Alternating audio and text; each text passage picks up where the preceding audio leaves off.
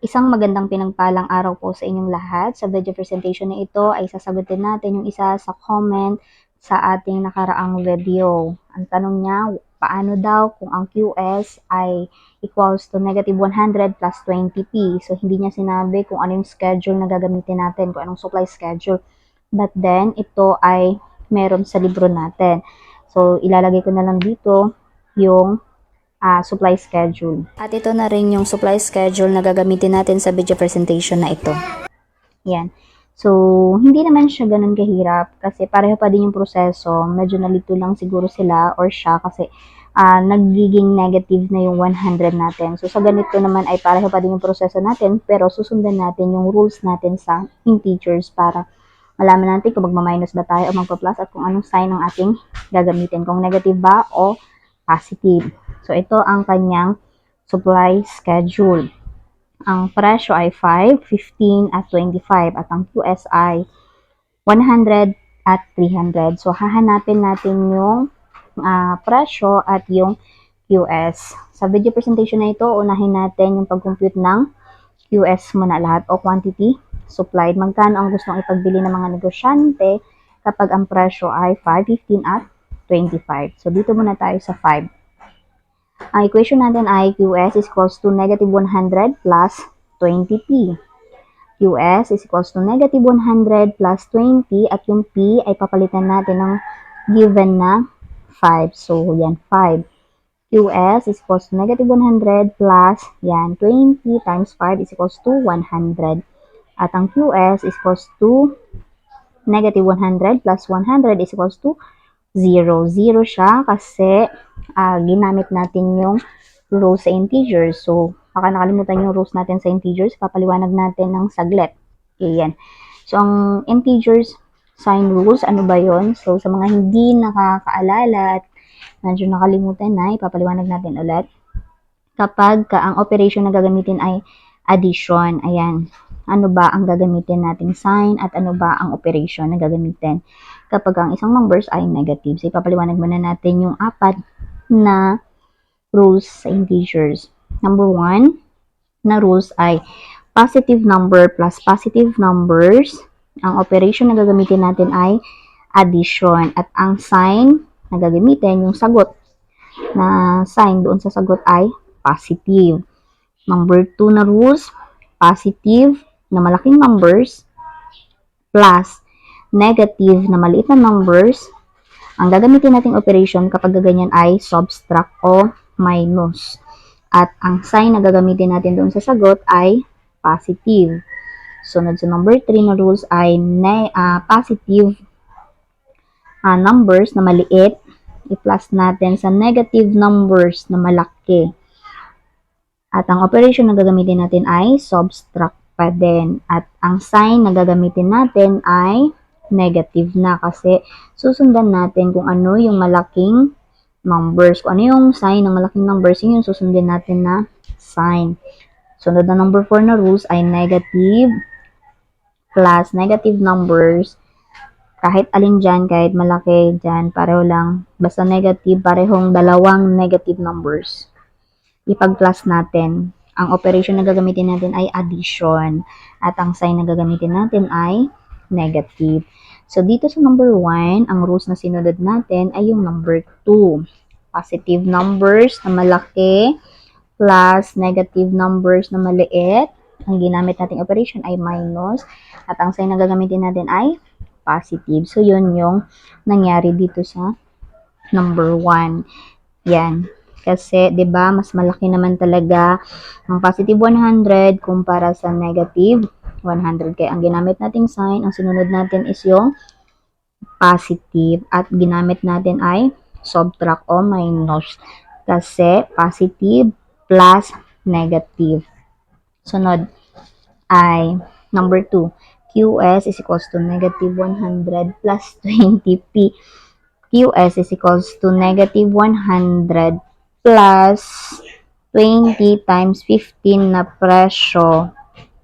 Yan. Tapos, QS is equals to negative 100 plus 20 times 15 is equals to 300. At ang QS natin is equals to 200 kasi negative 100 plus 300. Yan, so ganun pa din rules number 2. Kasi, negative numbers natin maliit, i-plus natin sa positive numbers na malaki. So, mas malaki naman talaga ang 300. Ang ginamit na operation, pag ganyan ay subtract at ang sign na gagamitin ay positive, kaya 200. Sunod number 3, QS is equals to negative 100 plus 20p. Ang given na gagamitin natin ay 25 na presyo. Kaya QS is equals to negative 100 plus 20 times the given ay 25. QS is equals to negative 100 plus 500 kasi 20 times 25. So, na QS is equals to 400. Ayan, nag-minus tayo at positive yung sign na ginamit natin kasi rules number 2 yung sinunod natin. Mas malaki yung 500 plus negative 100, subtract, at sign na gagamitin natin ay positive. Sunod naman, kapag ang hinahanap natin ay presyo at ang given naman ay QS. So, dito naman ay pagpapalit lang natin ng posisyon ang P at ang QS. Kapag ang given ay 100, magkano kaya ang presyo? QS is equals to negative 100 plus 20p. Ipagpapalit lang natin ang posisyon. So, magiging negative na yung 20p. So, negative 20p is equals to negative 100 minus negative na yung QS. Kaya minus yung ginamit natin na, ay gagamitin natin na operation. Ngayon, sunod, negative 20p is equals to negative 100 is equals to, ang given natin ay 100. Sunod, negative 20p is equals to negative 100 minus 100 is equals to negative 200. Sunod ay negative 20p. Ayan, gagayahin natin yung katabi na numbers ng p. Ilalagay natin bilang denominator dito sa kanan at ganun din sa kaliwa. So, negative 20p is over negative 20 is equals to negative 200 over negative 20. Ayan, so bring down p. Negative 200 divided by negative 20 is equals to positive 10. Yan, ipapaliwanag natin sa rules ng integers na sign kung bakit yan nagiging negative 200 yung sagot sa negative 100 minus 100. So, ang operation natin ay subtract. Ito ang rules sa subtraction sa integers.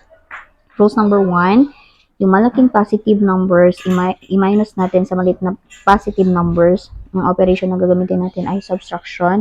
At ang sign na gagamitin natin sa sagot ay positive. Sunod number 2 na rules, yung malaking numbers na positive, i-minus natin sa negative na maliit na numbers. Ang operation na gagamitin natin ay addition. At ang sign na gagamitin natin ay positive pa din. Susundan natin yung malaking numbers sign. Sunod number 3, positive numbers na maliit, i-minus mo sa malaking negative numbers. Ang operation na gagamitin mo ay addition na at ang sign na gagamitin mo ay positive doon sa sagot.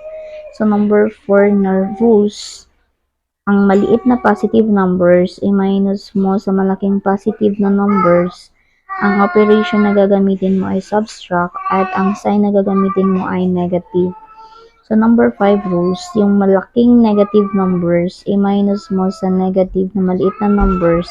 Ang operation na gagamitin mo ay subtract at ang sign na gagamitin mo ay negative. So, number 6 na rules, yung maliit na negative numbers, i-minus mo sa malaking negative na numbers. Ang operation na gagamitin mo ay subtract at ang sign mo ay positive. So, number 7, yung maliit na negative numbers, i-minus mo sa positive na malaking numbers. Ang operation na gagamitin mo ay addition at ang sign na gagamitin mo ay negative. So, number 8 na rules, yung negative na malaking numbers, i-minus mo sa positive na maliit na numbers. Ang operation na gagamitin mo ay add at ang sign na gagamitin mo ay negative. So, dito, sa negative 100 minus 100 is equals to negative 200. Ang sinunod natin na rules ay yung number 7 sa subtraction. Yan, so negative 100 na maliit. Mas maliit naman talaga yun kumpara sa positive na 100. So, negative 100, i-minus mo sa positive na 100. Ang gagamitin natin, operation ay magiging addition na at ang sign na gagamitin natin ay negative. Sunod naman sa division na rules natin, kaya siya positive 10 kasi sundan natin itong integer sign rules. Number 1 na rules, positive numbers divided by positive numbers is equals to ang operation na gagamitin natin ay division at ang sign na gagamitin natin ay positive. Sunod number 2 na rules, negative divided by negative numbers is equals to ang operation na gagamitin natin ay division at ang positive sign at ang sign natin ay positive. Number 3, negative numbers, i-divide natin sa positive numbers. Ang gagamitin nating operation ay division pa din. At ang sign na gagamitin natin ay negative.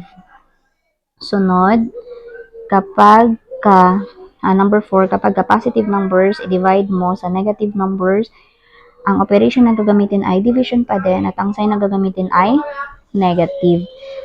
Tapos, dito sa negative 200 divided by negative 220, ang sagot ay positive 10 kasi ang sinunod natin na rules ay yung number 2. Negative divided by negative. So, kaya sagot ay positive.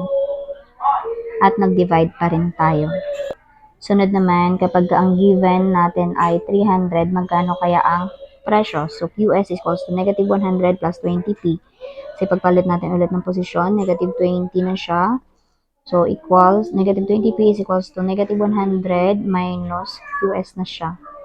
Sunod, negative 20P is equals to negative 100 minus 300 kasi given natin na QS ay 300. Papalitan natin yung QS na variable ng 300. Sunod, negative 20P is equals to negative 400 kasi negative 100 minus 300 is equals to 400 ayon sa rules ng ating integers na pinaliwanag natin kanina. So, magiging addition na siya at negative yung sign. Sunod, kung ano yung katabi ng number ng p, yun ang ilalagay nating denominator para ma-cross out natin at ma-bring down natin yung p. So, ayan, negative 20 denominator sa kaliwa at ganun din sa kanan. Bring down p. So, equals positive 20 kasi negative 400 divided by 20 is equals to positive 20. Kapag ganito yung lumabas na equation sa inyo sa supply function, ay wag pa rin kayong malilito kasi sundan nyo lang yung integer sign rules natin at hindi ka mahihirapan kasi pareho lang naman sila ng proseso. Nagkaiba lang doon sa integers para malaman mo kung magma-minus ka ba o magpa-plus ka ba at kung anong sign ang gagamitin mo, negative ba yun o positive. So, yun lang. Maraming salamat po sa inyong lahat.